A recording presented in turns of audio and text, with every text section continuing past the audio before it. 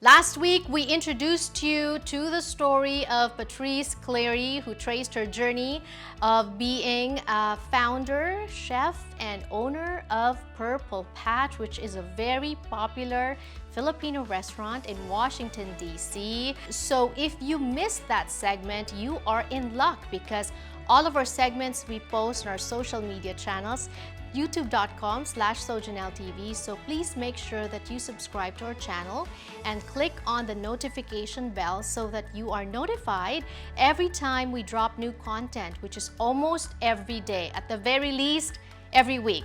And if you want more updates, we are also on Facebook. Please like us there, facebook.com/sojaneltv, and on Instagram, instagram.com/sojaneltv. Back here on the show, from the story of Patrice, of course, our restaurant features are not complete without tasting their best sellers. And here are the top 5 dishes from Purple Patch.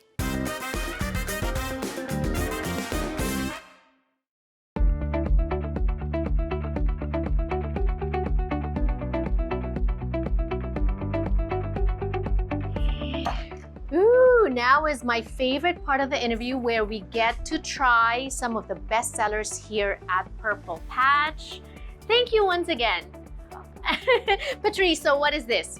So this is Miso Caesar Salad, but we combine romaine and kale, and then just like a little baby arugula over top of it. And then this has shrimp on it, just poached shrimp. I really enjoy this salad. It's light, delicious, a lot of flavor to it. And it's made with miso paste. Wow, that is amazing. Patrice prepared a feast for us. Ooh, that looks like gata. All right. Yeah, yes, coconut. Yes. Okay, so coconut. my mom is from Bicol. Okay. So this is a completely vegan dish. Oh, okay. I see the mushrooms. Yes. That looks like chicharon bulaklak. Ah. So this is actually oyster mushrooms. Mm. Isn't that delicious? It eats like a meat. It tastes like chicharon bulaklak, which is my favorite, but it's so unhealthy, right? So this is a good, healthy option, right? My goodness. Delicious. Yeah.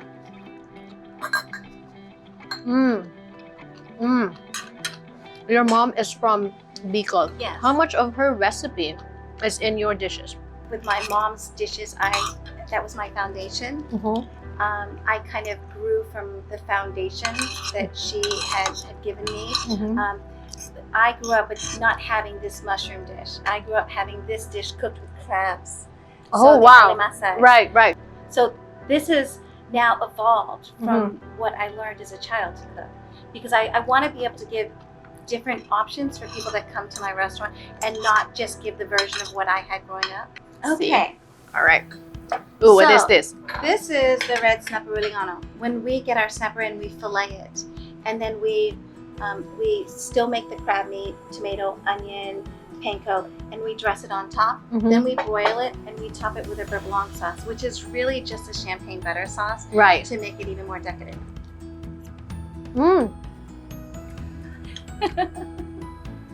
The crab, I can taste it, but with the sauce, it balances it.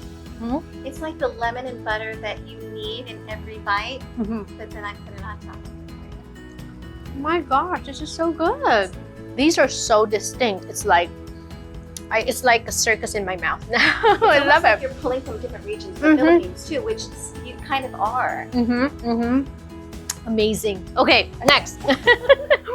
No table is a table without having a pancit. Right? Yes. So I just did the Pancit Bihon with just garden vegetables and a little bit of chopped lechon kawali on top. Oh my gosh, yeah. What's great about our pancit, it's on our menu, it's under vegetables because you build it from the base, and the base is your noodles, and then you start to add your proteins to it. You can add bok choy, shiitake mushrooms, and then you can start to add your chicken, your pork, your shrimp. So I like that. So they can choose what ingredients to put in their pancit because everything starts out a completely vegetarian dish. Right.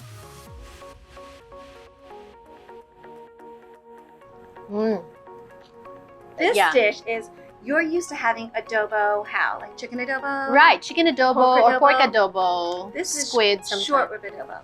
This Wow. has been braised for about 4.5 So this is 5 hours. adobo. But it's a Bicolano style adobo because it's made with coconut milk. Here. Mm. Mm. It's another flavor right there. It's amazing. The short rib is so soft. The flavor is very distinct. It's like adobo with the soy sauce, the vinegar, and then you add coconut to it. Mm. Amazing. And everything is made to order for you. This wasn't just sitting and like, let's just put it together for you. So this is, as the order comes in, we're preparing your dish for you. Mm. This is the embodiment of representation because you're representing Filipino food. And my gosh, Patrice, you're representing it well. The flavors are so nicely done and it's not rushed. Everything is fresh and you have options. I think you guys, Filipinos, non-Filipinos, you know, there's also something about as Filipinos, we want to bring our friends to enjoy, like introduce them to our culture and our food.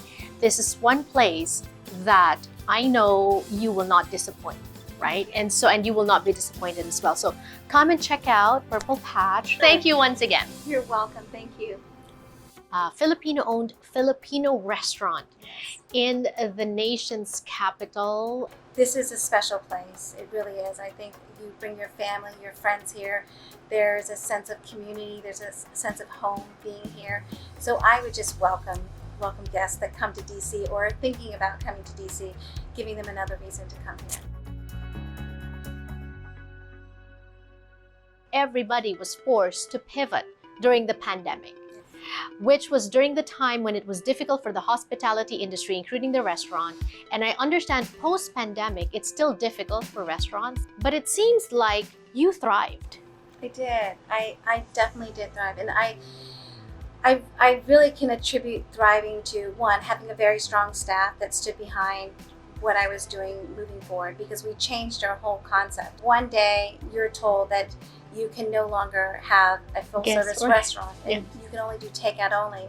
You have to make immediate decisions. You know, during the pandemic, I really believe that not only like helping my staff and having a strong staff stand behind me, but also helping the community. We provided breakfast and lunch for children and families in need, and we still continue to do it. On Saturdays, we still provide breakfast. We do pancakes and waffles for a music show in the neighborhood. So I think that part of surviving means like helping other people. Then I also thought about the longevity of Purple Patch and didn't think to myself, like, we're going to close. Right. I always knew in my mind, like, there's going to be another day. And so the solution for you, and one of those was to open a patio outside as well, and then your own sari-sari store upstairs. Yes. Tell us about that.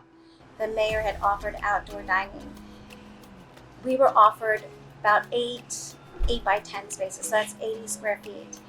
I looked at that space and I thought to myself, wow, there's so many other parking spaces that we could potentially use to bring diners back out, as well as hire more staff. So I petitioned the city to say, hey, if you give me more space, I can do more things, bring more people out, I can hire more staff, essentially turning in more revenue to the city. Yes. So now I have 160 square feet outside, which roughly is about 90 to 100 seats of dining. We also decided that since our upstairs was now turned from a dining room to a market, that we'd continue our market and not turn it back into a dining space. So with the market, guests come here to pick up their food, or you have delivery drivers that come here to pick up their food. And at the same time, I'm thinking, they're already here. I've got a captivated audience. Let me provide them with some things that they might want to take home with them. Right. For me, service after the sale. So they're here. Let's see if there's anything else. I have baked goods that we baked in-house. So we have jewelry that you can buy. And then we have different spirits and beer and non-alcoholic beverages. I like to put obscure things in my market so that Filipinos that are traveling, they can see and say, oh, I need that. I want that. Right. I wouldn't know where else to get that. Right. And so you're expanding 8 years into this, you're pivoting. Where do you plan to take this? I think of growing in a different way. For instance, during the pandemic, the owner of the building, I had grew a deep relationship with. I was the only restaurant of his that was paying. And so during the pandemic, he asked me if I had just ever thought about buying the restaurant from him. Right. And I said no at the time. And so last year, he came to me again and said, hey, if you're still interested, the offer's still on the table. And so March 17th of this year would have been this past year was our 7-year anniversary. On March 14th, I actually purchased the restaurant. So I own the real estate. Congratulations! I'm getting goosebumps. So I think when people think of growing, they're thinking about expanding and having more restaurants. For me, I think about growing and how can I stay here forever. Right. When I first opened up this restaurant, there wasn't a Filipino restaurant in the nation's capital. Right. And then now you can say that you'll always have a Filipino restaurant because you own it. You are growing, you're growing roots Yes. here. Yes. Congratulations. Thank you. Thank you so much.